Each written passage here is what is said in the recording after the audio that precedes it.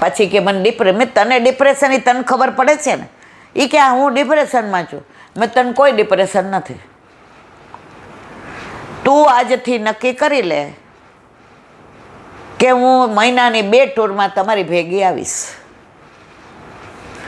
મને કે અહીંયા બધાય, મેં જો આટલા બધા ડૉક્ટર છે, આટલા બધા, તારે 2-4 દિનની ટૂર હોય ને તારે વર ભેગું જવાનું. તેના વર આવ્યા. હા ઇન્દુ, મને કે બહાર આવો એ ડિપ્રેશન. મેં તો જરાય ડિપ્રેશનમાં નથી. બેસાડ્યા. મેં તો એને ફક્ત તમારી હૂંફ જોઈએ છે, તમારો પ્રેમ જોઈએ છે. એ કે ને હીરા મોતીમાં રાખું છું. મેં તો એને નથી જોઈતા. હવે મહિનામાં 2 વાર એને સાથે લઈ જાઓ. એણે પૂછ્યું, હે રશ્મિ? આંખમાંથી પાણી. હવે સાથે જાય છે, કોઈ ડિપ્રેશન નથી ને કશુંય નથી. તો મને એના પરથી યાદ આવ્યું કે પૈસાવાળા પોતાના ઠાકોરજીને વૈભવ એટલો બધો કરે, સોનાના હિંડોળા ને સોનાના પલના ને બ્રહ્મસમથી મહારાજ બધું બનાવે ને એવી બાય રાખે જે સેવા કરે. ઠાકોરજી કે હું અહીં ડિપ્રેશનમાં જ રહું છું. પછી લીલામ જવાનું હોય ત્યાં ડિપ્રેશનવાળો કાંઈ આપણો હાથ ન પકડે. હો, પકડે. એને વૈભવની જરૂર નથી મારા વાલા. તમારો પ્રેમ જોઈએ, તમારી હૂંફ જોઈએ જ. માં તારી પાસે રહેવું જ, માં તારી સાથે રહેવું જ, તારા વિના નથી રહેવું. એને આ બ્રહ્માંડ છોડીને તમારા આટલા ગોખલામાં હું કામ આવ્યો છે? એ તમને પ્રેમ કરે છે ને એટલે આવ્યો છે. એને ત્યાં બધુંય છે. એને 56 ભોગ મૂકીને આ ખીચડી ખાવા આવ્યો છે. તૃપ્તિ ટાઈમમાં હોય તો આપણે શું કરીએ છીએ? એને પ્રેમ જોઈએ છે. તો મારા વાલા વલ્લભ સાખીના વિરામ આપીએ. કાલથી ને ઠાકોરજી જીવતા રાખે. વ્રજ ભયો મહર કે પૂત. હરિરાય વાંગ મુક્તાવલે. અસમર્પિત વસ્તુના માત્ર સામાન્ય મુચ્યતે ભોક્તેન ન્યાત્ર ભોગ્ય વસ્તુ ભોગો નિરૂપતે સચોપયોગ રૂપો હિ તસ્માદ ભેદો વિબુદ્ધ્યાત. ગુજરાતી. સિદ્ધાંત રહસ્ય ગ્રંથમાં અસમર્પિત વસ્તુ વર્જવી એમ સામાન્ય રીતે આજ્ઞા કરી છે. માટે અર્ધભુક્ત પદાર્થ પ્રભુને ન સમર્પો એમ બીજી વાર આજ્ઞા કરી. એમાં અર્ધ એટલે અડધા પ્રમાણમાં ભુક્ત એટલે ભોગવેલી વસ્તુ તે અર્ધભુક્ત કહેવાય. ભોગ કરવા લાયક વસ્તુનો ભોગ પ્રભુને સમર્પ્યા વિના કરવો નહીં એવો આશય છે. બધું ધરાવીને લેવું. 50-60 વર્ષ પહેલાં મિલ હતી, અહીંયા બધે મિલ. હવે મિલમાં જાય ને એ લોકો સવારે ટિફિન લઈ જાય. પછી 4 વાગે આવે, 8 વાગે ને એટલે ભૂંગળા વાગે. પહેલાં આટલું બધું ઘડિયાળનું ના નહોતું, ઓલા ભૂંગળા વાગે એટલે સમજી જવાનું 8 વાગ્યા. 12 વાગે ને એટલે ભૂંગળું વાગે એટલે ઓલા બધા ટિફિન લઈ ગયા હોય ને એ ખાવા બેસે. અને 4 વાગે એટલે બધા છૂટી જાય, ભૂંગળું વાગે. હવે એક વૈષ્ણવે ઠાકોરજી પૂછ કરાવ્યા તો એના વરને કે આવું ટિફિન ન આપવું.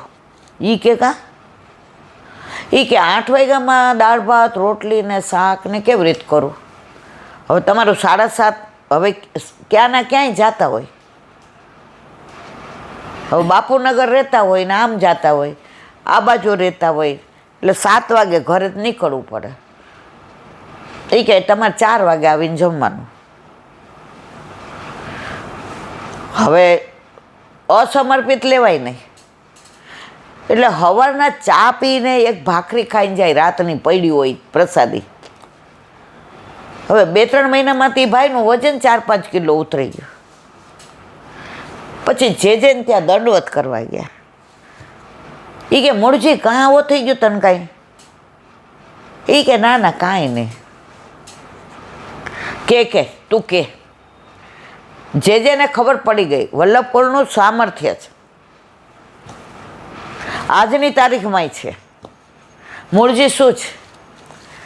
જે ઠાકોરજી પુષ્પ નહોતા કરાવ્યા ને તો રોજ 5 ભાખરી ને આટલું બધું શાક ને બધું લઈને જાતો, દહીં ને છાશ ને અથાણું ધરીને 12 વાગે ખાઈ લઈએ. પછી 4 વાગે આવીને ચાની ટેવ નહીં, એટલે બપોરનું જે પડ્યું હોય ને એ ખાઈને રાતે 7:30 વાળું કરીએ. પટેલ હતા. હવે આને બિચારીને વાંક ન કાઢ્યો, આને બિચારીને પહોંચાય નહીં 7 વાગે. એટલે હવે હું ટિફિન ઓલી કે કેવી રીતે કરું? 7 વાગે જે કે બધું બનાવ, સન્મુખ કરી નાખ. પણ જે એ કે મારી આજ્ઞા છે ને એની ચાલીમાં જેટલા હતા બધા ઠાકોરજી પુષ્ટ કરાવ્યા. તો આપણો ધર્મ કાંઈ જડ નથી યાર. આપણા પ્રભુ તો વલ્લભ કે છે યથા દેહ તથા દેવે. હવે સાગવન આરાધ્ય સવારે જાય ટિફિન લઈ જાય તો 6:30 વાગ્યામાં તો આપણે સન્મુખ કરી દઈએ. શું કરીએ? પણ ધરેલું તો લઈ જાય છે. તો કે છે ભોગ એટલે ઉપયોગ, મતલબ કે જે વસ્તુનો પોતે ઉપયોગ કર્યો હોય તે વસ્તુ પ્રભુને સમર્પી નહીં, તેમજ જે વસ્તુને પ્રભુને સમર્પાયેલી હોય સમર્પાયેલી નથી તેનો ઉપયોગ પોતે કરવો નહીં. એવી રીતના ભેદનો સ્પષ્ટ ખ્યાલ રાખવો. આમાં દરેકના પોતાનું, ઘણા તો એમ કે આપણે આખું ઘર સમર્પણ કરી દીધું, પ્રભુનું જ છે.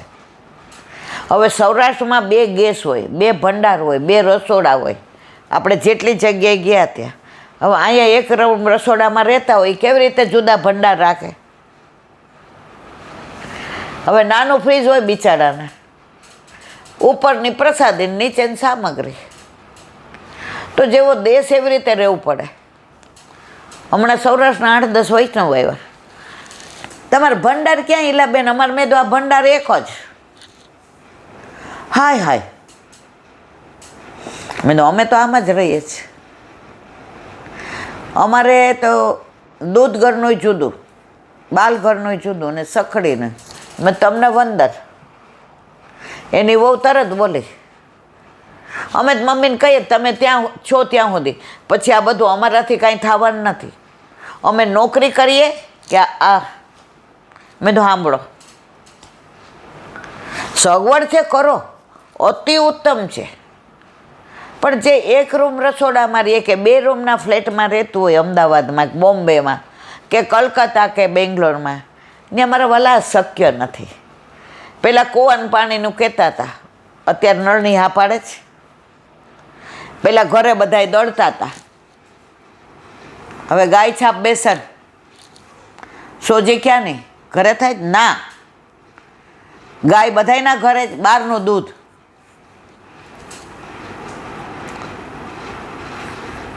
હવે આગળ બોલાય નહીં, બાકીનું કાલે. બોલો વલ્લભા.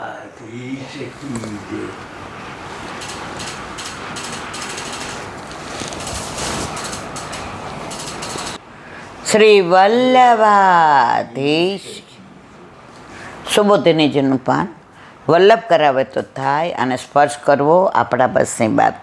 અત્યારે આપણે અર્જુનની સ્તુતિનું અનુસંધાન લઈએ છીએ કે બ્રહ્માસ્ત્ર પાછું વાળતા અર્જુનને આવડતું હતું, અશ્વત્થામાને નહોતું આવડતું. અને હવે આગળનું વિવરણ. સૂત ઉવાચ શ્રુત્વા ભગવતા પ્રોક્તમ ફાલ્ગુન પરવિરહા સ્પૃષ્ટવાપસ્તમ પરિક્રમ્ય બ્રાહ્મયમ બાહ્યયાય સંદતે. 29મી કારિકા. સંહત્યાન મોભયો તેજસી સરસુતે આવૃત્ય રોદસી ખમ ચ વવૃધા તે ક વહિંતમાં. અર્થ, સૂતજી કહેવા લાગ્યા કે શત્રુઓના વીરોને મારનાર અર્જુને ભગવાનને કહેલી વાત સાંભળી. અર્જુન પૂછવા માંડ્યો, આ ક્યાંથી આવે છે બધું તેજ? આ મારી તરફ કેમ આવે છે? ભગવાન કે તું મારો અંશ છે, તને બધી ખબર છે કે અસ્વસ્થતામાં આ બ્રહ્માસ્ત્ર છોડ્યું છે, હવે પાછું વાળતા તને આવડે છે. તો તરત આચમન લઈ અને પ્રભુની આજ્ઞાને અનુસર્યા. જળનું આચમન કરી ભગવાનની પરિક્રમા કરી તે બ્રહ્માસ્ત્રના નાશ માટે બ્રહ્માસ્ત્ર છોડ્યું. કોણે? અર્જુને. બાણોથી વીંટળાયેલા બંને બ્રહ્માસ્ત્રનું તેજ એકબીજામાં ભળી જાય સ્વર્ગ, પૃથ્વી અને આકાશમાં ફેલાઈને પ્રલયકાલીન અગ્નિ અને સૂર્યની જેમ વધવા લાગ્યા. સુબોધિની છે. શ્રુત્વા ભગવતા પ્રોક્ત, ભગવાને જે કહ્યું તે સાંભળીને ફાલ્ગુન એટલે અર્જુન આખા ભાગવતમાં કે મહાભારતમાં કે ગીતામાં અર્જુનનો જે અર્થમાં જરૂર હોય ને એ નામ આપે. અર્જુન કે, પાર્થ કે, ફાલ્ગુન કે, પાંડુપુત્ર કે, કૌરવ શ્રેષ્ઠ કે, ભગવાનને જે અનુસંધાન, જે લીલા, એવું નામ. અત્યારે અહીંયા ફાલ્ગુન કીધું. પરવીરહા, દુશ્મનના વીરોને મારનાર. દુશ્મનોમાં વીર હતા, શૌર્યવાળા હતા, પણ એને અર્જુને માર્યા. આ પદથી અર્જુનનું સામર્થ્ય બતાવ્યું છે. તમ પરિક્રમ્ય, કાર્યની સિદ્ધિ માટે ભગવાનની પરિક્રમા કરી. પરિક્રમા કરો ને એટલે તમે જે કાર્ય કરવા જાઓ છો એની સિદ્ધિનું અનુસંધાન જણાવે છે. આપણે ગિરિરાજજીની પરિક્રમા કંઈ જોઈતું નથી. આપણા પ્રભુએ કરી હતી, બધા ભોગ ધરાવ્યા, પછી કે હાલો આરોગવા દો, હવે આપણે પરિક્રમા કરી લઈએ. તો દિવાળીની રાત્રે ઠાકોરજી પરિક્રમા કરી. ગણેશજીને કહ્યું કાર્તિકેયને કે જાઓ પૃથ્વીની પરિક્રમા કરી આવો. કાર્તિકેય તો હોશિયાર હતા, દોયડા. આ સુંઢાળા તો મારી જેમ ક્યાંથી જઈ શકે? એ કે આપણા મા બાપની પરિક્રમા કરી લ્યો. રાજી થઈ ગયા. તો પરિક્રમા કરો એટલે તમારું કાર્ય સિદ્ધ થાય.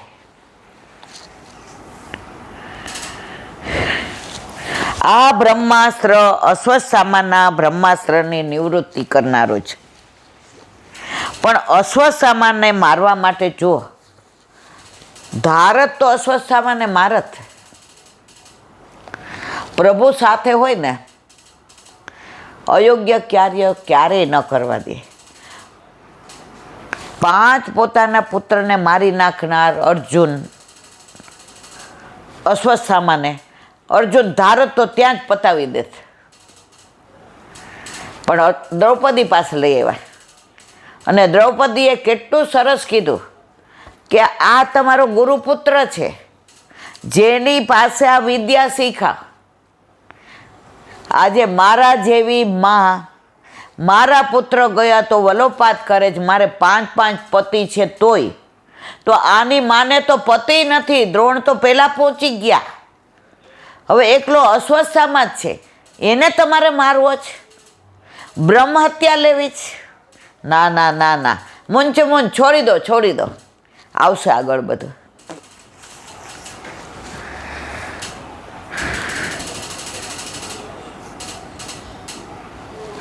અને પ્રલયકાલીન સૂર્ય અને સંકર્ષણ ભગવાનના મુખમાંથી નીકળતા અગ્નિની જેમ સર્વનો નાશ કરવા આગળ વધ્યા. માટે બંને બ્રહ્માસ્ત્રનું તેજ નિવૃત્ત થવું જોઈએ. ભેગા તો થઈ ગયા પણ તેજ ભળી ગયું બેયનું. હવે નિવૃત્ત કરવું પડે, નહીં તો દુનિયા આખી બળી જાય તેજમાં. હવે કે છે દૃષ્ટવાસ તેજસ્સુ તયો શ્રી લોકાન મદન હત દહ્યમાના પ્રજા સર્વા સાવર્તકમ સંસત 31મી આર્યા પ્રજોપલ લાક્ષ લોકવ્યતિકરમ ચતમ મતમ ચ વાસુદેવસ્ય સંજહારાર્જુનો દ્વયમ. અર્થ: એ બે બ્રહ્માસ્ત્રનું એકત્ર થયેલ મહત તેજ ત્રણેય લોકને બાળતું હતું. તેના તેજથી દાજતી સર્વ પ્રજાએ એને પ્રલયકાળનો અગ્નિ માન્યો. પ્રલય આવે ત્યારે આવું અગ્નિ ને વાવાઝોડું ને વરસાદ ને અને પ્રલય થાય ને બધું નષ્ટ થઈ જાય, પ્રભુમાં બધું સમાઈ જાય. પ્રજા સમજી ગઈ કે હવે પ્રલયકાળ આવ્યો, હવે પતી ગયું. અને પછી બેયનું તેજ કેવી રીતે ઓછું કરે છે એનું વર્ણન. એવી રીતે પ્રજાનો ઉપદ્રવ અને લોકનો નાશ થતો જોઈને વાસુદેવ ભગવાનનો પણ એવો જ મત છે એમ જાણીને અર્જુને બંનેનો ઉપસંહાર કર્યો. મૂળ શ્લોકમાં અસ્ત્ર તેજ પદ એક વચનમાં મૂક્યું છે, કારણ કે બે બ્રહ્માસ્ત્રનું તેજ હોવા છતાં એકમેકમાં ભળી જવાથી એક જ તેજ દેખાતું હતું. મૂળ શ્લોકમાં પ્રજાપદથી દક્ષ વગેરેનો પણ સમાવેશ કર્યો છે. ભગવાનના સાનિધ્યથી અર્જુનને જાણ્યું કે આ તેજનો ઉપસંહાર ઓછું નહીં કરવામાં આવે તો પ્રલય થઈ જશે. વળી ભગવાનનો પણ એવો જ અભિપ્રાય છે એમ જાણ્યું. ભુવાદી લોકોનો નાશ થઈ જશે એમ જાણી બધા પર ઉપકાર કરવા અર્જુને એક જ ગુરુ દ્રોણાચાર્યથી પ્રાપ્ત બંને બ્રહ્મશાસ્ત્રનો ઉપસંહાર પોતાનામાં કર્યો. દ્રોણે આ એક અર્જુનને શીખવાડ્યું હતું કેમ છોડવું ને કેમ વાળવું. કેવા ગુરુ, પોતાના પુત્રને નહોતું શીખવાડ્યું. અને બેયનો ઉપસંહાર કર્યો. સંજહાર અર્જુનો દ્વયમ પદથી કહ્યું. મૂળ શ્લોકમાં તમ પદથી પ્રજા વગેરે લોક અને સ્વયં અર્જુનને બાળતો અગ્નિ કહ્યો છે. બંને અસ્ત્રોના ઉપહારથી અધિક તેજ મળશે. તેમજ ભગવાન શ્રી કૃષ્ણનો પણ એવો જ મત છે. એ વાત ભગવાનના સંબંધથી જાણી અર્જુને બંને અસ્ત્રોના તેજનો ઉપસંહાર કર્યો. તે મતમ ચ વાસુદેવસ્ય પદથી કહ્યું છે. બોલો વલ્લભા.